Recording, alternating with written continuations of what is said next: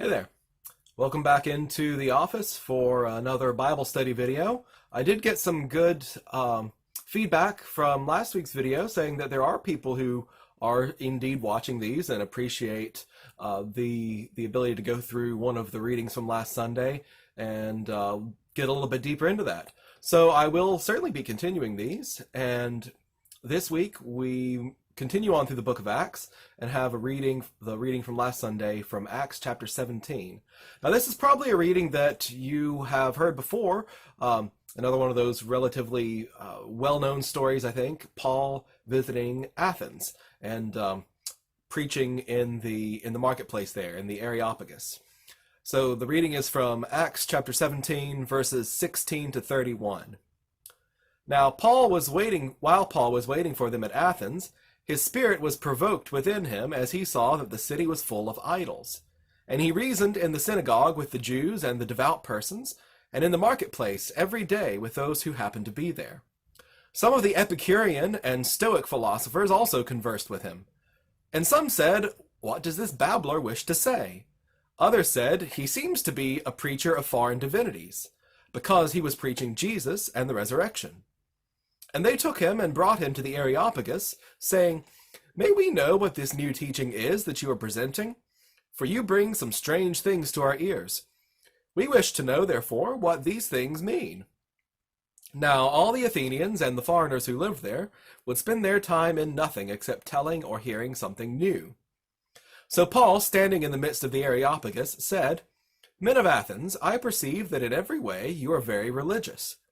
For as I passed along and observed the objects of your worship, I found also an altar with this inscription, 'To the unknown God.'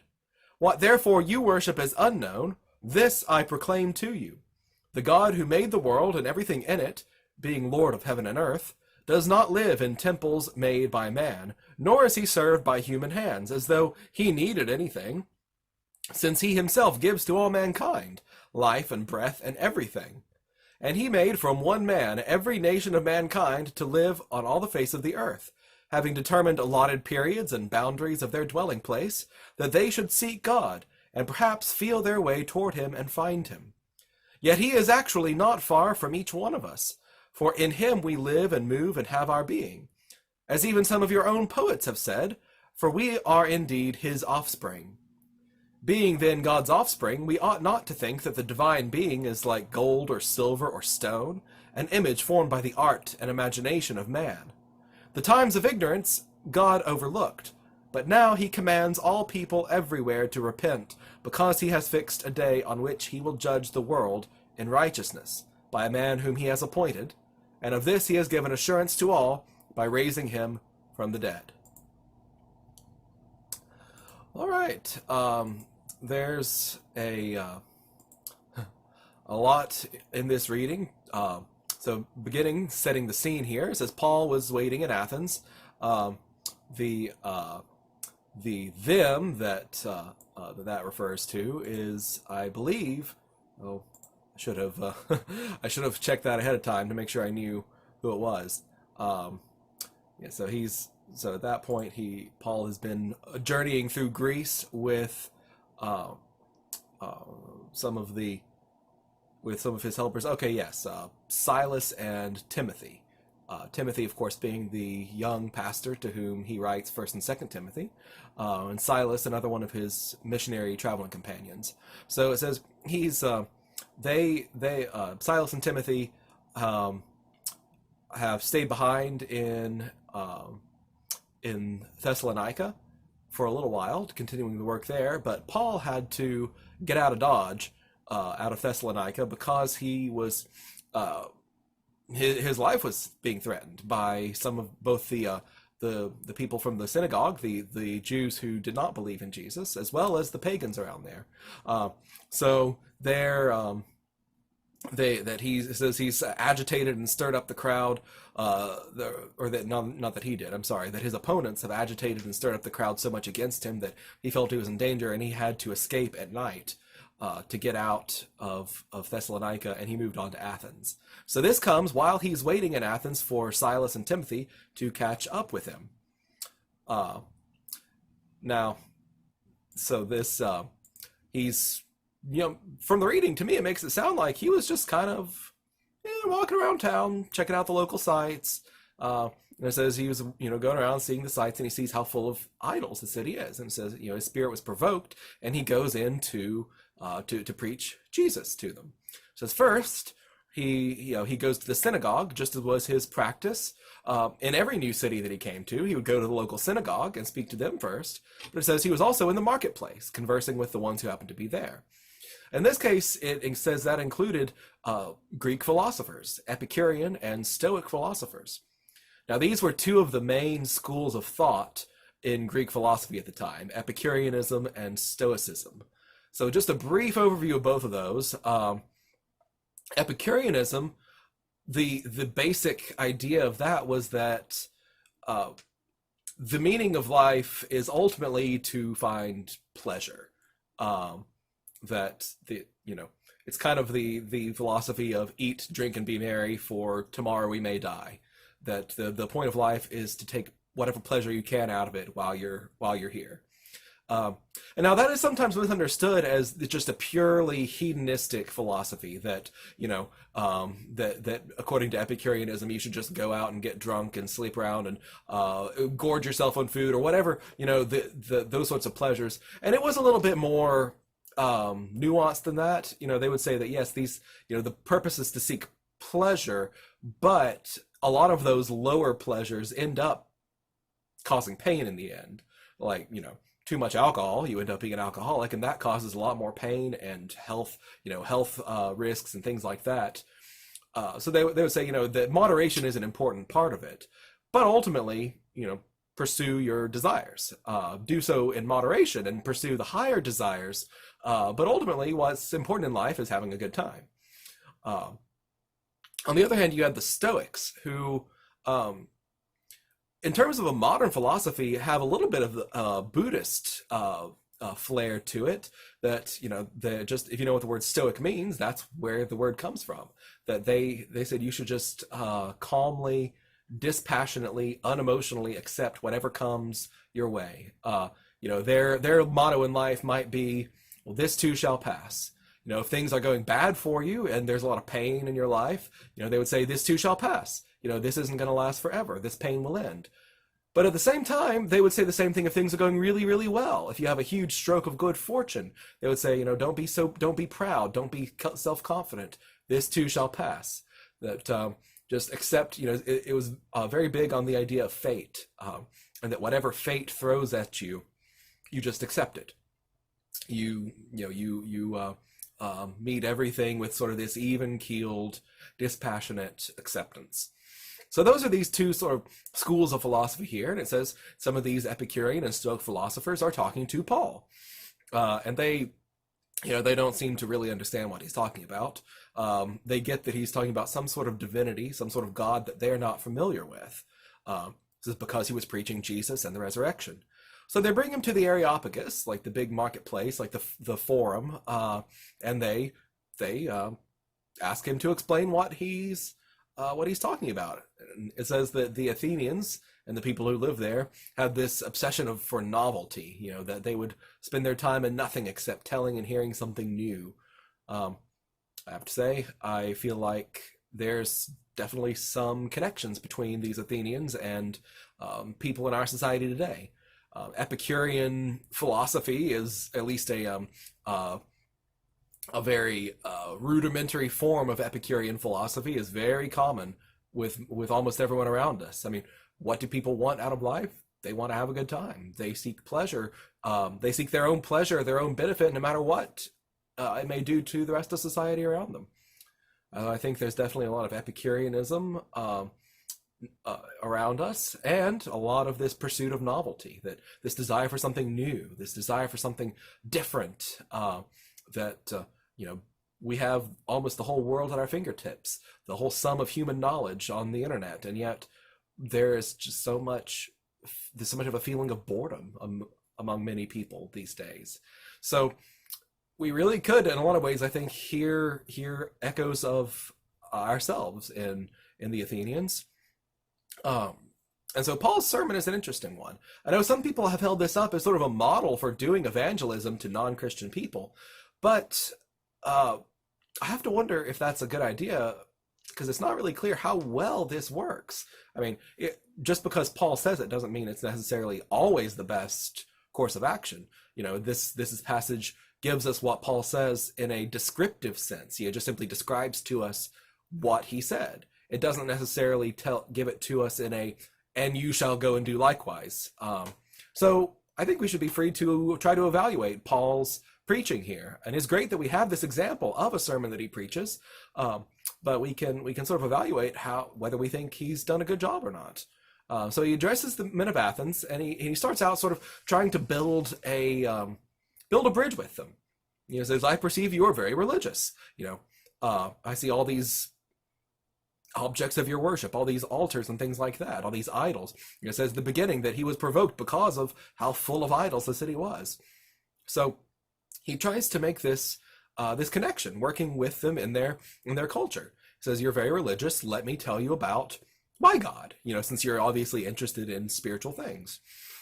And he brings in this unknown God, and this is truly a fascinating element of the story. This unknown God.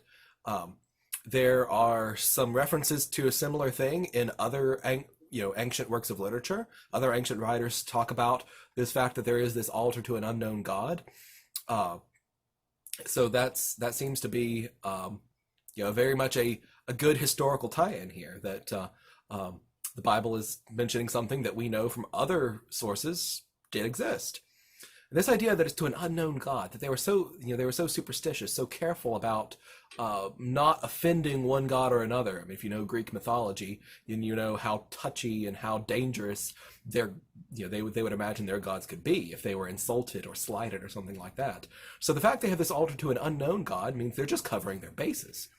So we know, so we've got all these altars and temples to other gods, but just in case we accidentally left one out, we want to make sure that there is a space for any other god that comes along who might want to be here and doesn't feel insulted by not having their own temple, their own place.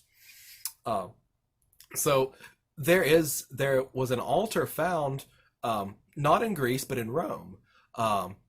So there's so much overlap between the Greeks and the Romans in terms of religion and culture that it's still worth mentioning that in the city of Rome there was this ancient stone altar found that dates probably from about 100 BC. And on that altar, it actually has an inscription, whether to a god or goddess, to any god, to any goddess, and it gives the name of the person who dedicated it, Caius Sextus Calvinius, good Roman name, and it says that he restored this, and this is especially interesting that it says he restored it, and what most scholars think is this. Around 100 BC, this was restoring something that was even more ancient than that. That the grammar of the Latin on the inscription is very very ancient. So they think this is something that's very very deeply,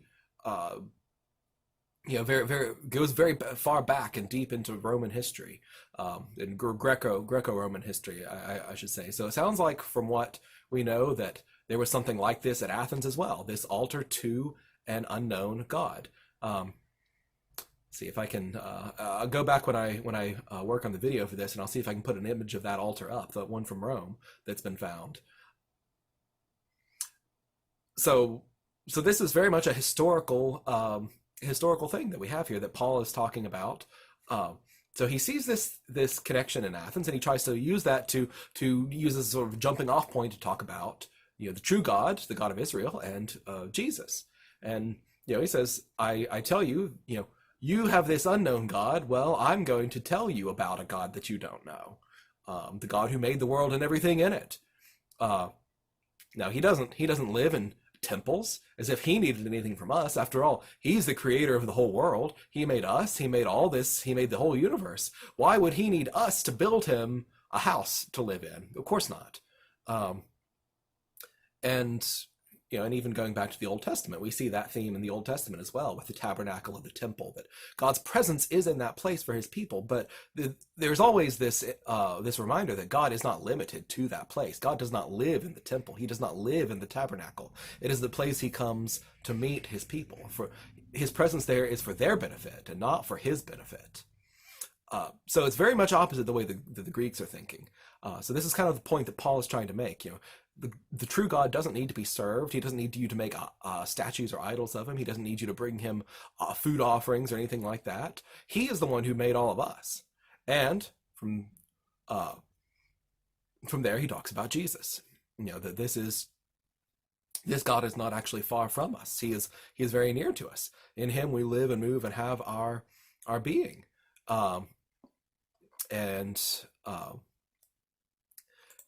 He even goes so far as to quote Greek literature. Now this, it's this verse here that he quotes, "In him we live and move and have our being." That I believe is quoting from the Old Testament. But then the next one, he says, "As your own poets have said, for we are indeed his offspring."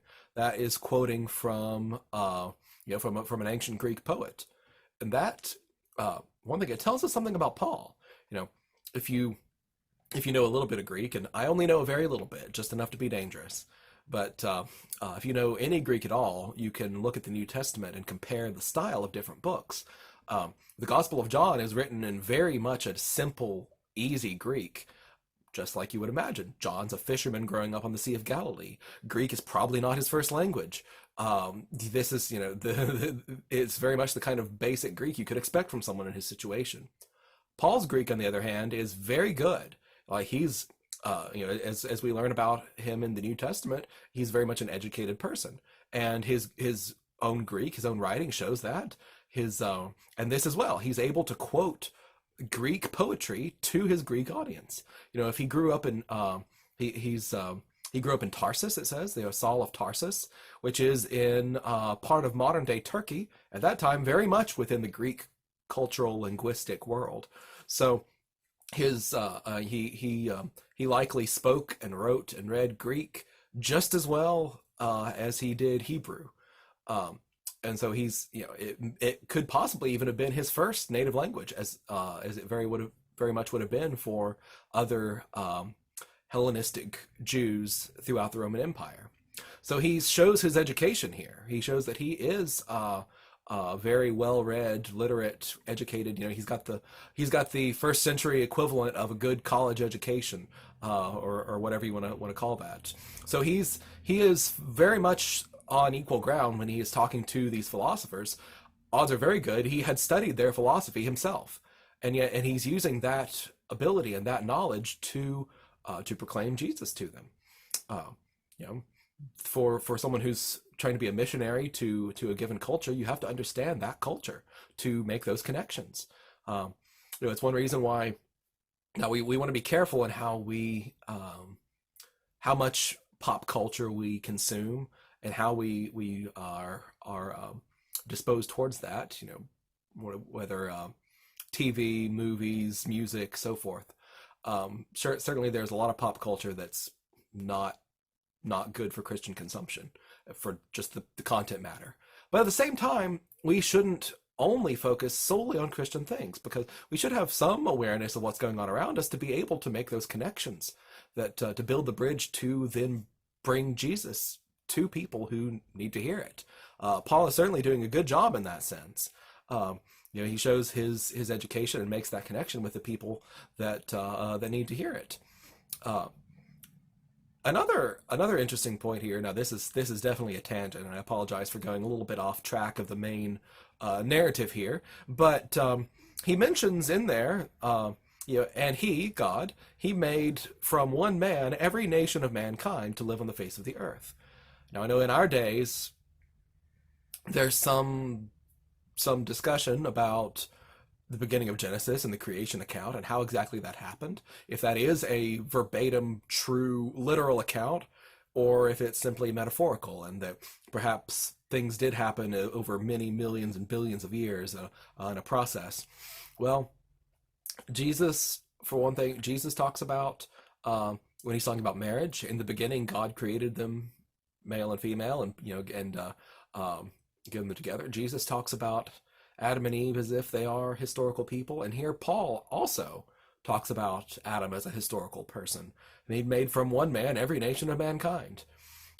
So we I don't want to speak definitively on things where there is room in Scripture to understand, in terms of Genesis and what's going on there. But as far as Adam and Eve being real people, that part of the account seems to be very well supported by the New Testament and how people like Jesus and Paul understood what they knew of Genesis.